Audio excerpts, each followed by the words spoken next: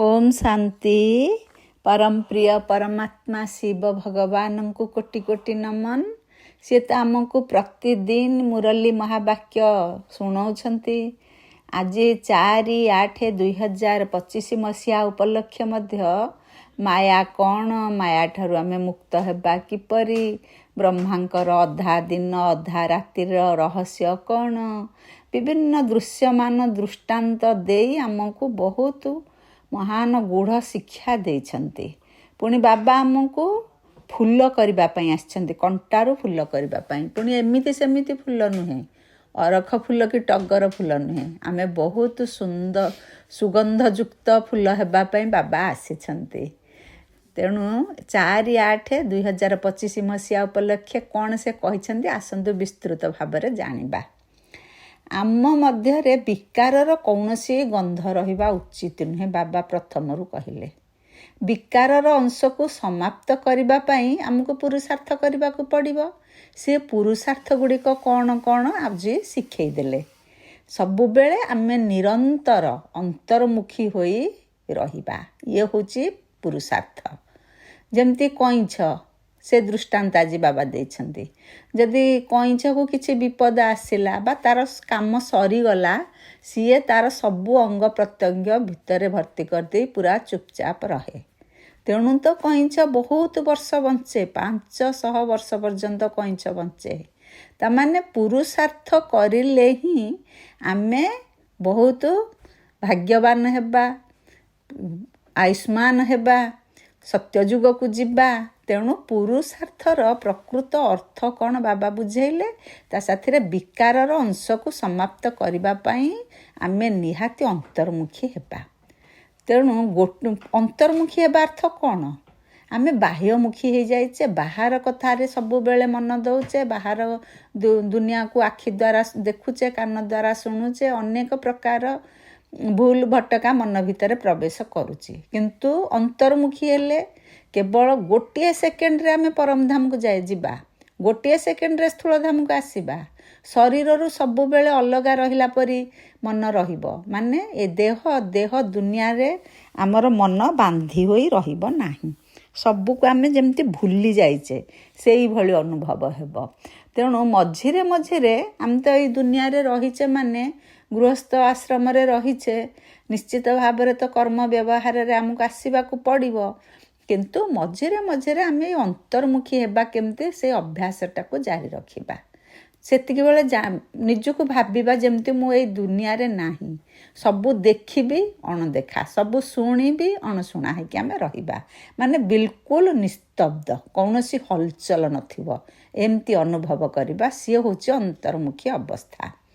बाबा दुईटी कथा पर गुरुत्व देबा पई कहिले। कौन ना आमे अशरीरी हेबा, शरीर रे थाई कि आत्मा आमे अशरीरी अनुभव करिबा, माने आमर देह दुनिया ठारू मन छाड़िबो, बाबांक स्मृति रे रहिबा। कौन बाबांकर स्मृति रे रहिबा आ सृष्टि चक्र को मन पकेबा, ए दुईटी कथा निहाती आम मन भितर चलिबो। आत्मार 84 जन्मर चक्र को आमे मन पकेबा, अर्थात स्वदर्शन चक्रधारी हेबा। आमे पुराण शास्त्र रे बा महाभारत युद्ध टीवी रे देखिला बेले देखीचे, श्रीकृष्ण को चक्र रे सबु अन्य मानकर गला काटी हे जाउथबार दृश्य देखा जाउथिला। बा एमती कुहा जाए श्रीकृष्ण तांको चक्र माध्यम रे असुर मानकर गला काटिथिले। किंतु बाबा ये स्वदर्शन चक्रर महत्व बुझे दौरान। प्रकृत रे स्वदर्शन चक्र आमर अर्थ है जहाद्वारा आसुरी खियाल सब समाप्त हेब, मनरे बिल्कुल खराब चिंताधारा भी रहिबो नाही। एपरि नुहे जे कौनसी असुर बसिछन्ति तांकर गला कटा जाउछि। मनुष्य स्वदर्शन चक्रर अर्थ बुझु नाहंती। बाबा कहते जो माने 84 जन्मर चक्र लगाई सेई माने ही बुझीबा को आसीबे, सेई माने ही बुझीबे। हेले 84 जन्मर चक्र किए लगेइछन्ति, बाबा तार अर्थ भी बुझेई देइछन्ति। ଯେଉଁମାନେ ସତ୍ୱପ୍ରଧାନ ଆତ୍ମା ହୋଇଛନ୍ତି, ସଙ୍ଗମ ଯୁଗରେ ସ୍ୱୟଂ ପରମପିତା ପରମାତ୍ମାଙ୍କୁ ଚିହ୍ନିଲେ, ତାଙ୍କ ଶ୍ରୀମତରେ ଚାଲିଲେ, ଯୋଗ କରି ବିକର୍ମ ବିନାଶ କରିଛନ୍ତି, ସେଇମାନେ ସତ୍ୟ ଯୁଗରେ ଜନ୍ମ ହେବେ। ପ୍ରଥମରୁ 84 ଜନ୍ମ ସେମାନଙ୍କର ହେବ। ମାନେ ସତ୍ୟରେ 8 ଜନ୍ମ, ତ୍ରେତାରେ 12 ଜନ୍ମ, ଦ୍ୱାପରରେ 21 ଜନ୍ମ, ପୁଣି କଳିରେ 42 ଜନ୍ମ, ପୁଣି ବ୍ରାହ୍ମଣ ଜନ୍ମ ଗୋଟେ, ଏମିତି ହେଇକି ସିଏ 84 ଜନ୍ମ। ବ୍ରାହ୍ମଣ ଜନ୍ମ ସଙ୍ଗମ ଯୁଗରେ। ବାବା ଆମକୁ ବାରମ୍ବାର ଏଇ କଥା ବୁଝେଇ ଦେଇଛନ୍ତି। ତେଣୁ ଯିଏ ସତ୍ୟଯୁଗ ପ୍ରଥମରୁ ଆସିଲେ ସିଏ 84 ଜନ୍ମର ଚକ୍ର ଲଗେଇ ପାରିବେ, ବାବା କହିଲେ। ତେଣୁ ସତ୍ୟଯୁଗକୁ ଯିବା ପାଇଁ ଆମକୁ କେତୋଟି ନିୟମ ପାଳିବାକୁ ପଡ଼ିବ। ପ୍ରଥମେ ଦେହ ଦୁନିଆ ଠାରୁ ସ୍ମୃତିକି ହଟେଇ ଅଶରୀରୀ ହୋଇ ବାବାଙ୍କ ସ୍ମୃତିରେ ରହିବା, ଆଉ ସବୁବେଳେ ସ୍ୱଦର୍ଶନ ଚକ୍ରଧାରୀ ହେବା, ଅର୍ଥାତ୍ 84 ଜନ୍ମର କଥା ଆମେ ମନରେ ରଖିବା, ଆଉ ସୃଷ୍ଟିର ଆଦି ମଧ୍ୟ ଅନ୍ତର କଥା ବି ମନରେ ରଖିବା। ବାବା କହିଲେ ଡ୍ରାମା, ପ୍ରକୃତରେ ଏଇ ଡ୍ରାମା ତ ହୁବହୁ ରିପିଟ୍ ହେଉଛି ନା, ତେଣୁ ଯିଏ 84 ଜନ୍ମର କଥା ଜାଣିଛନ୍ତି ସିଏ ବାବାଙ୍କ କଥା ଶୁଣିବେ। ବାବା କହୁଛନ୍ତି ଗୋଟିଏ ଜନ୍ମ ଯଦି ଆମେ ପବିତ୍ର ରହିବା, ତାହେଲେ 21 ଜନ୍ମ ଆମେ ପବିତ୍ର ଦୁନିଆର ମାଲିକ ହେବା। ତାମାନେ କ'ଣ? ସତ୍ୟଯୁଗରେ ରାଜାରାଣୀ ହେବା। ଇଏ ପବିତ୍ର ଦୁନିଆ ତ ସତ୍ୟଯୁଗ ନା। ସତ୍ୟଯୁଗ ହେଉଛି ଶିବାଳୟ, କଳିଯୁଗ ହେଉଛି ବେଶ୍ୟାଳୟ। ଏଇଟାକୁ ବାବା କହୁଛନ୍ତି ଇଏ ହେଉଛି ଏଇ ଆମ ଭାରତ ମାତାର କଥା, ଆମ ଏଇ ଭାରତ ଭୂମିର କଥା। ଇଏ ହେଉଛି ଅବିନାଶୀ ଖଣ୍ଡ। ଇଏ ସାରା ସୃଷ୍ଟିରେ ବା ସାରା କଳ୍ପରେ ବା ଅନାଦି ଅବିନାଶୀ ଯେଉଁ ଡ୍ରାମା ଚାଲିଛି, ଭାରତର ବିନାଶ ହୁଏନି। ଇଏ ହେଉଛି ଅବିନାଶୀ ଖଣ୍ଡ। ମନୁଷ୍ୟମାନେ ପଚାରୁଛନ୍ତି, ଆମକୁ ତ ବାବା ଆସିଛନ୍ତି ପତିତରୁ ପାବନ କରିବା ପାଇଁ, ଜୀବଜନ୍ତୁଙ୍କ ଅବସ୍ଥା କ'ଣ ହେବ, ଅନ୍ୟ ଧର୍ମର ଅବସ୍ଥା କ'ଣ ହେବ, ସବୁ ଲୋକ ଏମିତି କେତେ ଆତ୍ମା ପଚାରୁଛନ୍ତି। ବାବା କହୁଛନ୍ତି ପ୍ରଥମେ ନିଜ କଥା ବୁଝ। ନିଜ କଥା ନ ବୁଝିକି ଏତେ ଆଡ଼େ ମୁଣ୍ଡ ପୁରେଇବା କିଛି ଆବଶ୍ୟକ ନାହିଁ। ତଥାପି ବାବା ଅନେକ ବାର ଏସବୁ ପ୍ରଶ୍ନର ଉତ୍ତର ବି ମୁରଲୀ ମାଧ୍ୟମରେ ଏ ରହସ୍ୟର ଉନ୍ମୋଚନ କରିଛନ୍ତି। ଆମେ ତ ଜାଣିଛେ ସତ୍ୟ ଯୁଗରେ ଗାଈ ବାଘ ଏକାଠି ପାଣି ପିଇବେ। ତାମାନେ କ'ଣ? ଜୀବଜନ୍ତୁଙ୍କ ଅବସ୍ଥା କ'ଣ ହେବ? ଅର୍ଥ କ'ଣ? ଜୀବଜନ୍ତୁ ବି ଆମମାନଙ୍କ ପରି ଅହିଂସକ ହେଇଯିବେ, ପବିତ୍ର ହେବେ, ତାଙ୍କର ମନ ବୃତ୍ତି ସବୁ ପବିତ୍ର ରହିବ। ସବୁ ତ ସତ୍ତ୍ୱ ପ୍ରଧାନ ନା, ତେଣୁ ଜୀବଜନ୍ତୁ ବି ସତ୍ତ୍ୱ ପ୍ରଧାନ ହେବେ।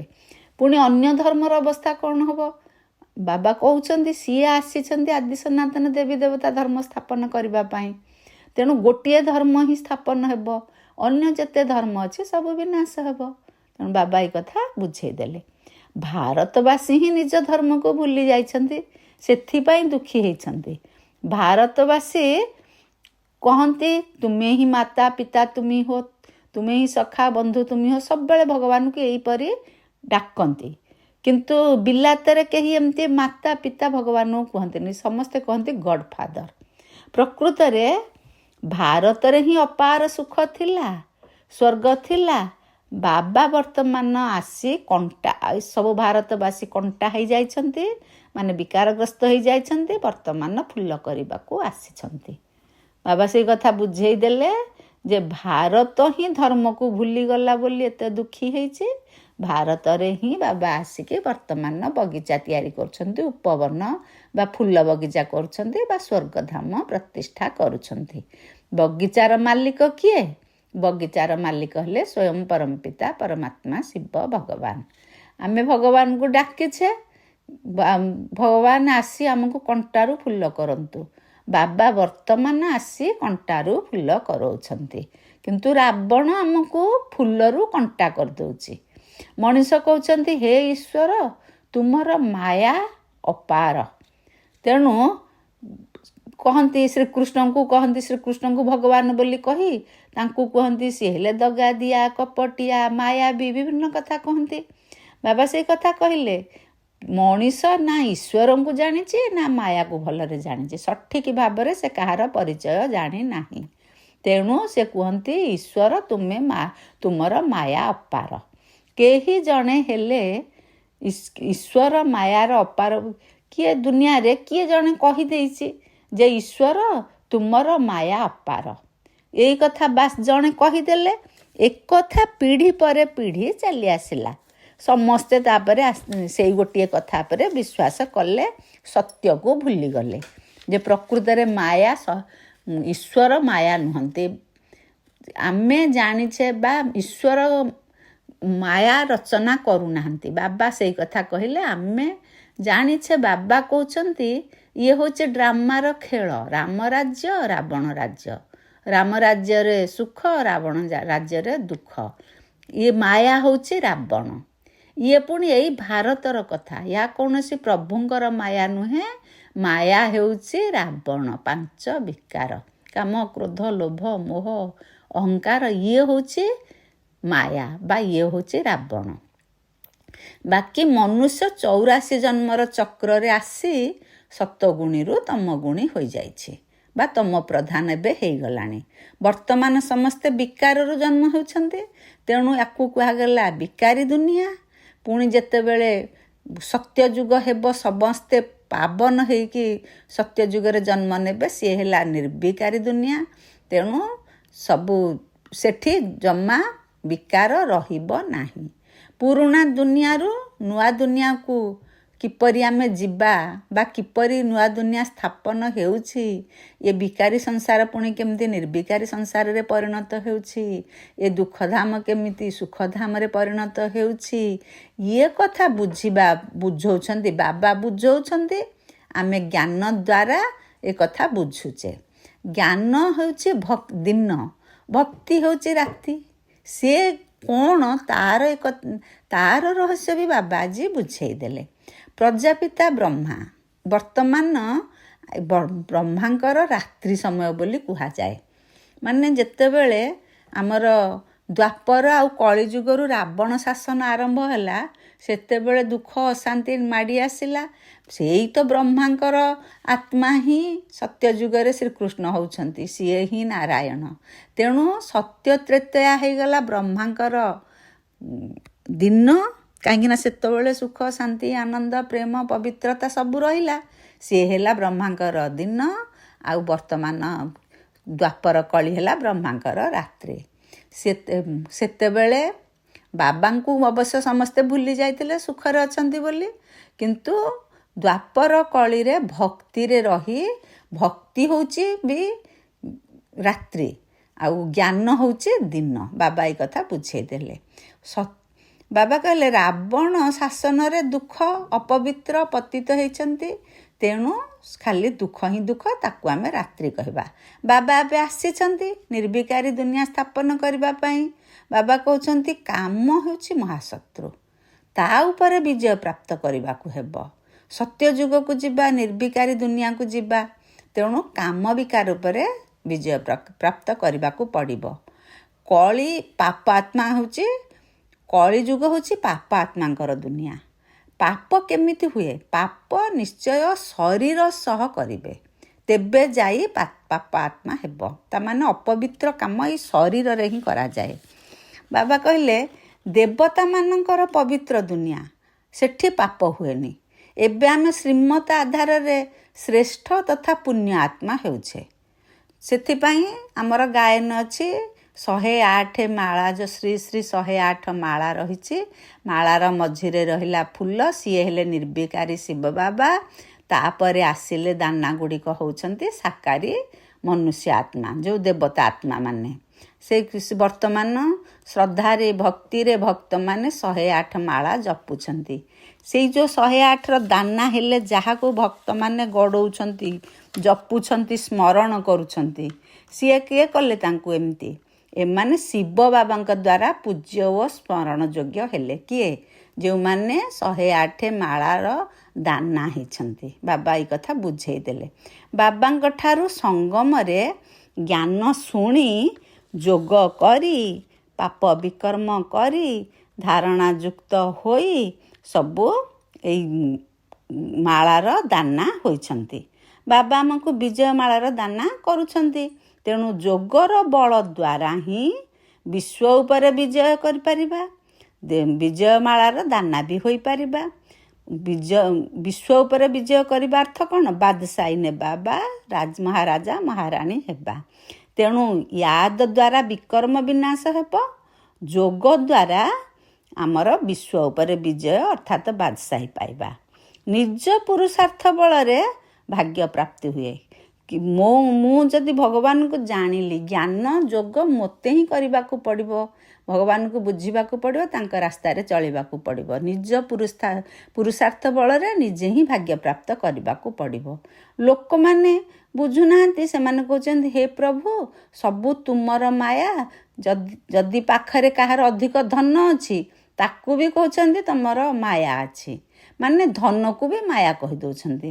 କିନ୍ତୁ ବାବା ବାରମ୍ବାର ସେ ଗୋଟିଏ କଥା ବୁଝେଇ ଦେଉଛନ୍ତି, ମାୟା ହେଉଛି 5 ବିକାର। ସେଥିପାଇଁ ରାବଣର 10 ଶିର ଦେଖେଇଛନ୍ତି। ବିଭିନ୍ନ ପ୍ରକାର ଉଦାହରଣ କଥା ଆଜି ବାବା ଦୃଷ୍ଟାନ୍ତ ବୁଝେଇ ଦେଲେ। ଯେପରି ଅଙ୍ଗଦ ପାଦକୁ ରାବଣ ହଲେଇ ବି ପାରିଲା ନାହିଁ, ୟାର ଅର୍ଥ ବି ବୁଝେଇଲି। ଏ ସବୁ ଚିତ୍ର ମାଧ୍ୟମରେ ଅନେକ ଦୃଷ୍ଟାନ୍ତ ଦେଖେଇ ଦିଆଯାଇଛି। ତାପରେ ହନୁମାନଙ୍କୁ ଦେଖେଇଛନ୍ତି, ସିଏ କେମିତି ରାମଙ୍କର ଭକ୍ତ ହୋଇଛନ୍ତି, କେମିତି ସାହାଯ୍ୟ କରିଛନ୍ତି, ସୀତାଙ୍କୁ ଉଦ୍ଧାର କରିଛନ୍ତି। ଏସବୁ ଯେଉଁ କଥା ଗୁଡ଼ିକ, ତାର ଅର୍ଥ ଆଜି ବାବା କହିଲେ ଯେ ଅଙ୍ଗଦର ପାଦ ଯେମିତି ପୁରା ନିଶ୍ଚଳ, ସେମିତି ସ୍ଥିର ନିଶ୍ଚଳ, ଆମର ସେମିତି ମନ ସେମିତି ସ୍ଥିର ନିଶ୍ଚଳ ରହିବ। ମାୟା, ରାବଣ ହେଲା ମାୟା ରାବଣ ଯେତେ ଆମକୁ ହଲେଇଲେ ମଧ୍ୟ ଆମେ ହଲିବା ନାହିଁ ବା ତା ଆଡ଼କୁ ଯିବା ନାହିଁ। ହନୁମାନ ଯେମିତି ରାମଙ୍କର ସାଥୀ ସହଯୋଗୀ ହୋଇ ସୀତାଙ୍କୁ ଉଦ୍ଧାର କରିବାରେ ସାହାଯ୍ୟ କରିଥିଲେ, ଆମେ ସେମିତି ବାବାଙ୍କର ସାଥୀ ସହଯୋଗୀ ହୋଇ ବର୍ତ୍ତମାନ ଆତ୍ମା ସୀତାମାନେ ସମସ୍ତେ ପୁରା ରାବଣ କବଳରେ ବନ୍ଦୀ ହୋଇ ରହିଛନ୍ତି, ତାଙ୍କୁ ଉଦ୍ଧାର କରିବାରେ ବା ସ୍ୱର୍ଗକୁ ରାସ୍ତା ଦେଖେଇବାରେ ଆମେ ସହଯୋଗୀ ହେବା। ଏସବୁ ହେଉଛି ଯାହା ଗପ ମାଧ୍ୟମରେ କୁହାଯାଇଛି, ଏଗୁଡ଼ାକର ଅର୍ଥ ବାବା ଏବେ କହିଲେ ଯେ ଇଏ ହେଉଛି ଆମମାନଙ୍କର କଥା, ଏଇ ସମୟର କଥା। ବାବା ପୁଣି ଆଜି ଭ୍ରମରୀର ଦୃଷ୍ଟାନ୍ତ ଦେଲେ। ଭ୍ରମରୀ କ'ଣ କରେ? ସେ ବିଷ୍ଠାରେ ଥିବା କ୍ରୀଡ଼ାଙ୍କ ପାଖରେ ଭୁଁ ଭୁଁ ଭୁଁ ଭୁଁ ଶବ୍ଦ କରି କରି ତା ଭିତରୁ ଯିଏ ଭ୍ରମର ଥାଆନ୍ତି ସିଏ ଉଡ଼ିଯାଆନ୍ତି। ହେ କ୍ରୀଡ଼ା ଭିତରେ ଭ୍ରମର ବି ରହିଥାନ୍ତି। ସେମିତି ବ୍ରାହ୍ମଣୀମାନେ ହେଉଛନ୍ତି, ଭ୍ରମରୀ ଓ ବ୍ରାହ୍ମଣୀ ଦୁହିଁଙ୍କର ରାଶି ମିଶୁଛି। ତାମାନେ ବ୍ରାହ୍ମଣୀମାନେ ମଧ୍ୟ ବାବାଙ୍କର ଜ୍ଞାନ ଶୁଣେଇ ଯୋଗ ଶିଖେଇ ସାଧାରଣ ଶୂଦ୍ର ଆତ୍ମାମାନଙ୍କୁ ବି ବ୍ରାହ୍ମଣ କରୁଛନ୍ତି। ଭକ୍ତି ମାର୍ଗରେ ବାହ୍ୟମୁଖୀ, ମାନେ ପୂଜା ପାର୍ବଣ ମେଳା ମଉତ୍ସବ ଯାହା ବି ହେଉଛି, ଡିଜେ ବାଜୁଛି, ହଙ୍ଗମା ହେଉଛି, କେତେ ପ୍ରକାର ଖର୍ଚ୍ଚ ହେଉଛି, ଗୀତ ଗାଉଛନ୍ତି। ବାବା କହୁଛନ୍ତି ଏସବୁ ଛାଡ଼ି ତୁମେ ଅନ୍ତର୍ମୁଖୀ ହୋଇଯାଅ, ନିଜକୁ ଦେଖ, ମୁଁ ଯୋଗ୍ୟ ହେଇଛି ତ, ମୋତେ ବିକାର ହଇରାଣ କରୁନି ତ, ମୁଁ ବାବାଙ୍କୁ ମନେ ପକାଉଛି ତ। ଯେଉଁ ବାବା ମୋତେ ବିଶ୍ୱ ମାଲିକ କରୁଛନ୍ତି ତାଙ୍କୁ ମୁଁ କେତେ ମନେ ପକାଇବା ଦରକାର। ମୁଁ ଆତ୍ମା, ସେ ମୋର ଆତ୍ମାର ପିତା, ମନ ଭିତରେ ଏସବୁ ଚିନ୍ତନ ଚାଲିବା ଦରକାର। ମୁଁ ଏବେ ସୁଗନ୍ଧରାଜ ଫୁଲ ହେବାକୁ ଯାଉଛି, ଅରଖ କି ଟଗର ନୁହେଁ। ଏମିତି ସବୁ ବିଭିନ୍ନ ପ୍ରକାର ଚିନ୍ତନ ଆମ ମନରେ ରହିଲେ ଆମେ ନିଶ୍ଚିତ ଭାବରେ ପୁରୁଷାର୍ଥରେ ଆଗେଇବା। ସାଧାରଣ ଜଣେ ଯାତ୍ରା କରୁଛି, ସିଏ ପୁଣି ଉଠାଣି ଅଛି, ଗଡ଼ାଣି ଅଛି, କେତେ ପ୍ରକାର ପରିସ୍ଥିତି ଦେଇକି ସେ ଯାଉଛି। ସେମିତି ଆମର ଯାତ୍ରା ହେଉଛି, ୟାଦର ଯାତ୍ରା ଆମେ କରୁଛେ। ଏଥିରେ ବହୁତ ପ୍ରକାର ଅସୁବିଧା ଆସିବ, ତଳକୁ ଖସେଇବା ପାଇଁ ବହୁତ ତୋଫାନ ଆସିବ। ନିଜକୁ ନିଜେ ପକ୍କା କରିବାକୁ ପଡ଼ିବ, ନିଜକୁ ସୁଧାରିବାକୁ ପଡ଼ିବ। କୌଣସି ଦେହଧାରୀକୁ ମୋର ମନେ ପକାଇବାର ନାହିଁ। ଶରୀର ନିର୍ବାହ ଅର୍ଥେ କର୍ମ କରୁଛି, କିନ୍ତୁ ଟାଇମ୍ ବାହାର କରି କେମିତି ଭଗବାନଙ୍କୁ ମନେ ପକାଇବି ସେ ଚିନ୍ତା, ସେ ଭାବନା ନିଜର ରହିବା ଦରକାର। ଭୋଜନ ବେଳେ ମନେ ପକାଇକି ଯଦି ବାବାଙ୍କୁ ଭୋଜନ କରିବା ତାହେଲେ ଭୋଜନ ପବିତ୍ର ହେବ। ପୁଣି ଆମେ ନିଜେ ଦେଖିବା ଆଜି କେତେ ଘଣ୍ଟା ବାବାଙ୍କୁ ମୁଁ ମନେ ପକାଇଲି, ତାର ଚାର୍ଟ ରଖିବା, ଲାଭ କ୍ଷତି ଦେଖିବା। ଉଠାଣି ଗଡ଼ାଣି ଯେଉଁ କଥାଟା ପଡ଼ିଲା, ମାନେ କେତେବେଳେ ଆମେ ସହଜରେ ଭଗବାନଙ୍କ ପାଇଁ ସମୟ ଦେଇପାରୁଛେ, କେତେବେଳେ ଦେଇପାରୁନେ, କେତେବେଳେ ଏଇ ଯେଉଁ ଆମର ରହୁଛି ତାର ଗୋଟିଏ ଚାର୍ଟ ରଖିଲେ ଆମେ ନିଜକୁ ନିଜେ ସୁଧାରିବା। ତେଣୁ ନିଜର ମୁଖ୍ୟ ହେଉଛି ୟାଦର ଯାତ୍ରା। ଏଇ ୟାଦର ଯାତ୍ରାରେ ଆମେ ପକ୍କା ହେବା। କହନ୍ତି ଭଗବାନ ଉବାଚ ନା, ଭଗବାନ ଉବାଚ ଅର୍ଥ କ'ଣ? ଭଗବାନ ସ୍ୱୟଂ କହୁଛନ୍ତି ସିଏ ନିଶ୍ଚୟ ପିଲାମାନଙ୍କୁ ହିଁ ପାଠ ପଢ଼େଇବେ, ପତିତରୁ ପାବନ କରିବେ, ସତ୍ୟଯୁଗ ସ୍ଥାପନ କରିବେ, ଭଗବାନ ସ୍ୱୟଂ କହୁଛନ୍ତି। କିନ୍ତୁ ସେ ବାବା ନିଜେ କହିଦେଉଛନ୍ତି ଯେ ମୁଁ ଦୁନିଆକୁ କେମିତି ସେ ଜଣେ ପାଠ ପଢ଼େଇବେ। ଯିଏ ବାବାଙ୍କର ବଚ୍ଚା ହେଇଥିବେ ସେମାନେ ସ୍ୱତଃ ପଢ଼ିବା ପାଇଁ ଆଗ୍ରହ ପ୍ରକାଶ କରିବେ, ବାବା ତାଙ୍କୁ ହିଁ ସ୍ୱର୍ଗର ମାଲିକ କରେଇବେ। ବାସ୍ତବରେ ଭଗବାନ କାହାକୁ କୁହାଯାଉଛି ତ କିଏ ଜାଣିନାହାନ୍ତି। ତେଣୁ ଭଗବାନ ଉବାଚ କହିଲେ କିଏ କେତେ ପ୍ରକାର ଅର୍ଥରେ ନେଇଯାଉଛନ୍ତି। କୃଷ୍ଣ ତ ଶରୀରଧାରୀ, ସିଏ କେବେ ହେଲେ ଭଗବାନ ନୁହନ୍ତି। ବାବା ସେଇ କଥା କହିଲେ ସ୍ୱୟଂ ପରମପିତା ପରମାତ୍ମା ନିରାକାର ଶିବ ଭଗବାନ, ସିଏ ପତିତ ବୃଦ୍ଧ ଶରୀରରେ ପ୍ରବେଶ କରି ଜଣେ ଅନୁଭବୀ ଆତ୍ମା ଶରୀରରେ ପ୍ରବେଶ କରି ଏ ଜ୍ଞାନ ସବୁ ଦେଇଛନ୍ତି। ସିଏ ହେଲେ ବ୍ରହ୍ମା ବାବା।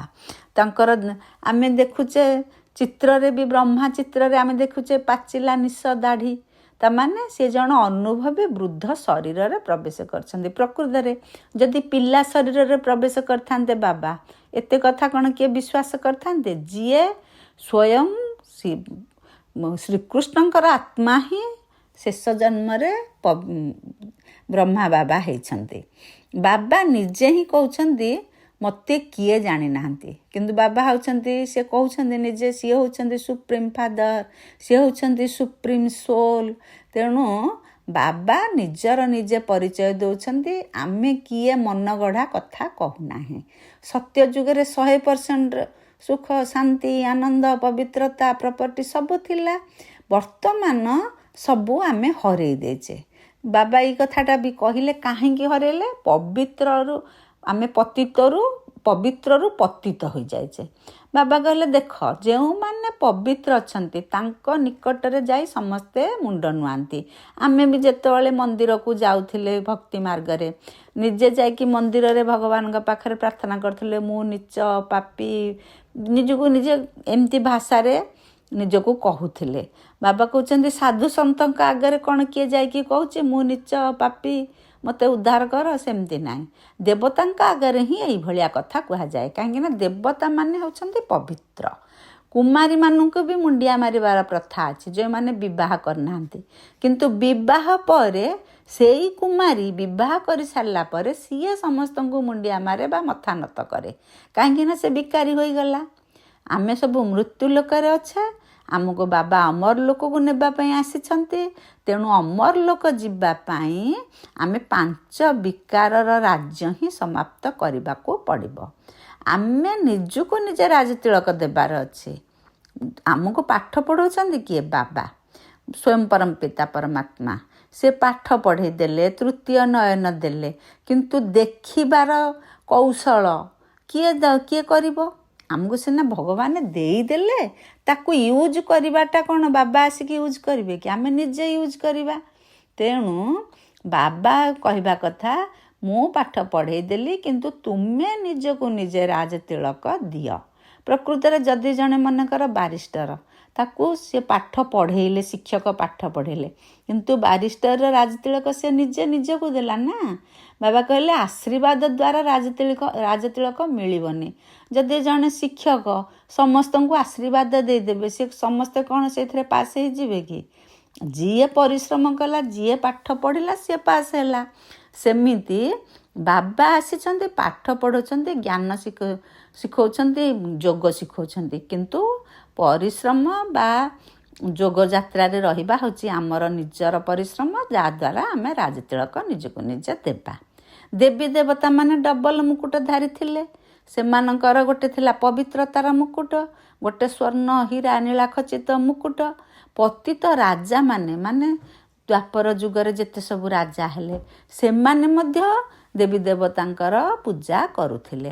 ତାମାନେ ସବୁବେଳେ ପବିତ୍ରତାର ଆସନ କେତେ ଊର୍ଦ୍ଧ୍ୱରେ, ଆମେ ଏଇ କଥାଟା ଜାଣୁଛେ। ଏବେ ଅବିନାଶୀ ଜ୍ଞାନ ଧନ ମିଳୁଛି, ତାକୁ ଧାରଣ କରି ଆମେ ଅନ୍ୟକୁ ଦାନ ଦେବା। ଦାନ ଦେବା ହେଉଛି ରୋଜଗାରର ପନ୍ଥା। କ'ଣ ଦାନ ଦେଉଛେ ଆମେ?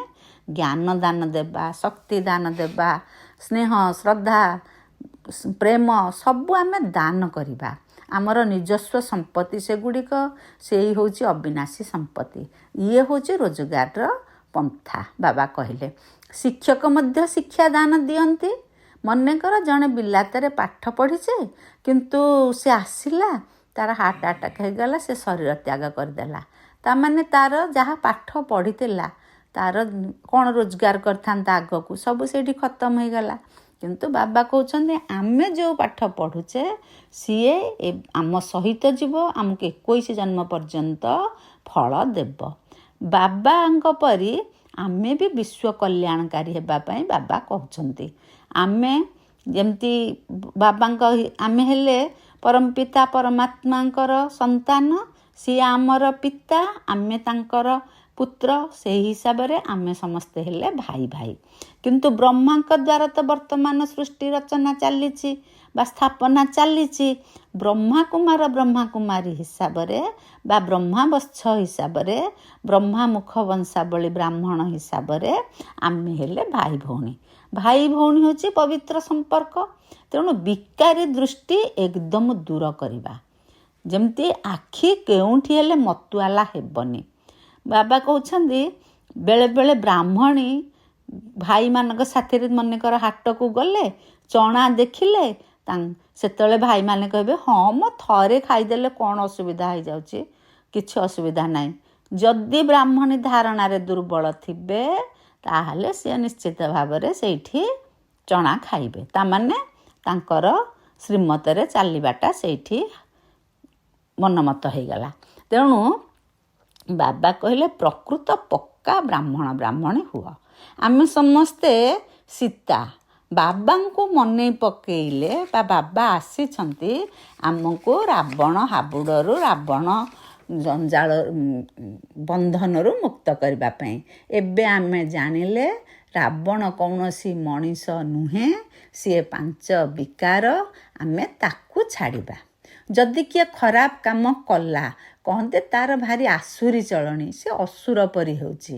ତେଣୁ ବିକାରୀ ସନ୍ତାନଙ୍କୁ କୁହାଯାଏ କୁଳାଙ୍ଗାର, କୁଳର କଳଙ୍କ। ସେମିତି ବାବା କହୁଛନ୍ତି ମୁଁ ତୁମକୁ କଳାରୁ ଗୋରା କରୁଛି। ତାର ଅର୍ଥ କ'ଣ? ଆମ ଆତ୍ମା ପତିତ ହୋଇଯାଇଛି, ଆତ୍ମାକୁ ପାବନ କରୁଛନ୍ତି। ପୁଣି ବାବା କହୁଛନ୍ତି ମୁଁ ତୁମକୁ କଳାରୁ ଗୋରା କରୁଛି, ପୁଣି ତମେ କଳା ମୁହଁ କରୁଛ। ତାମାନେ ପୁଣି ପତିତ ହେଉଛ, ସେ ବିକାରୀ ହେଇଯାଉଛ। ତେଣୁ ବାବା କହୁଛନ୍ତି ତୁମେ ପ୍ରତିଜ୍ଞା କର, ଯାହା ପ୍ରତିଜ୍ଞା କରୁଛ ତାକୁ ପାଳନ କର, ପ୍ରତିଜ୍ଞାକୁ ହରାଅନି।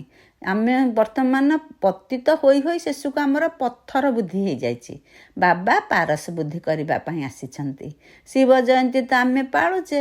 ବାବା କହୁଛନ୍ତି ବ୍ରତ କରୁଛନ୍ତି, ଉପବାସ ରହୁଛନ୍ତି, କିନ୍ତୁ ଆମକୁ କହିଲେ ଯେ ତୁମେ ବିକାର ତ୍ୟାଗ ପାଇଁ ବ୍ରତ ରଖ। ବାବା କହୁଛନ୍ତି ବର୍ତ୍ତମାନ ଉତ୍ଥାନ ସମୟ, ଆମ ଆତ୍ମାର ଉତ୍ଥାନ ସମୟ। କଳା ଆମର ଦିନକୁ ଦିନ ଅଧିକ ହେଉଛି, ଚଢ଼ତି କଳାରେ ଆମେ ଆଗକୁ ଆଗେଇଛେ। ଉତ୍ଥାନ କଳା ଯେତେବେଳେ ଆମର ସମ୍ପନ୍ନ ହୋଇଯିବ, ଆମେ ବିଶ୍ୱର ମାଲିକ ହେବା। ତେଣୁ ବିକର୍ମର ତ୍ୟାଗ କରିବା, ବିକାରଗ୍ରସ୍ତ ହେବା ନାହିଁ। ବିକାରୀ ଗୁଣକୁ ବା ବିକାରକୁ ତ୍ୟାଗ କରିବା। ପୁରୁଣା ଦୁନିଆର ବିନାଶ ସମ୍ମୁଖରେ ଦଣ୍ଡାୟମାନ। ସତ୍ୟ ଯୁଗରେ ଅନ୍ୟ ଧର୍ମ ରହିବନି, 9 ଲକ୍ଷ ଆତ୍ମା ରହିବେ। ବାବା ତ ସବୁ ଗୋଟି ଗୋଟି କରି ବୁଝେଇ ଦେଉଛନ୍ତି, ତଥାପି ଆମେ ବେଳେବେଳେ ଏପଟ ସେପଟ ମନ କରିଦେଉଛେ। ବାବା କହୁଛନ୍ତି ଅଶରୀରୀ ହୋଇ ୟାଦର ଯାତ୍ରାରେ ତୁମେ ପକ୍କା ହୁଅ, ତାହା ହେଲେ ଯାଇ ତୁମେ ସତ୍ୟ ଯୁଗରେ ରାଜାରାଣୀ ହୋଇପାରିବ। ବାବା ଆଜି ଧାରଣା ନେବା ପାଇଁ ବା ଆମେ ସେଇ ଜ୍ଞାନକୁ ଧାରଣା କରିବା ପାଇଁ ମୁଖ୍ୟ ସାରରେ କେତେ ଗୁଡ଼ିଏ କଥା ବୁଝେଇ ଦେଲେ। ସେ କହିଲେ ଅବିନାଶୀ ଜ୍ଞାନଧନକୁ ନିଜ ଭିତରେ ସ୍ୱୟଂ ଧାରଣ କରି ପୁଣି ଦାନ କରିବାକୁ ହେବ। ପାଠ ପଢ଼ା ଦ୍ୱାରା ନିଜେ ନିଜକୁ ରାଜତିଳକ ଦେବାକୁ ହେବ। ବାବାଙ୍କ ଭଳି କଲ୍ୟାଣକାରୀ ମଧ୍ୟ ହେବାକୁ ପଡ଼ିବ। ଖାଦ୍ୟ ପାନୀୟରେ ପୁରା ସଂଯମ ରଖିବାକୁ ହେବ। ଆଖି କେବେ ହେଲେ ବି ଧୋକା ନ ଦେଉ, ଏଥିପ୍ରତି ଧ୍ୟାନ ଦେବାକୁ ହେବ। ନିଜକୁ ସୁଧାରିବାକୁ ପଡ଼ିବ। କର୍ମେନ୍ଦ୍ରିୟ ଦ୍ୱାରା କୌଣସି ପ୍ରକାରର ବିକର୍ମ କରିବା ନାହିଁ। ଏଇତକ ଆଜି ପାଳନ କରିବା ପାଇଁ ବାବା କହିଲେ। ପୁଣି ବରଦାନ ଦେଲେ, ମାନସିକ ଶକ୍ତିର ଅନୁଭବ ଦ୍ୱାରା ବିଶାଳ କାର୍ଯ୍ୟରେ ସଦା ସହଯୋଗୀ ହୁଅ।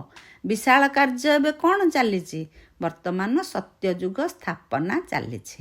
ସେ ସତ୍ୟଯୁଗ ସ୍ଥାପନା କାର୍ଯ୍ୟରେ ଆମେ ସହଯୋଗୀ ହେବା ଅର୍ଥ ନିଜେ ସତ୍ୟଯୁଗୀ ଆତ୍ମା ହେବା ସହ ଅନ୍ୟକୁ ବି ରାସ୍ତା ବତେଇବା, ବାବାଙ୍କର ଜ୍ଞାନ ଦେବା।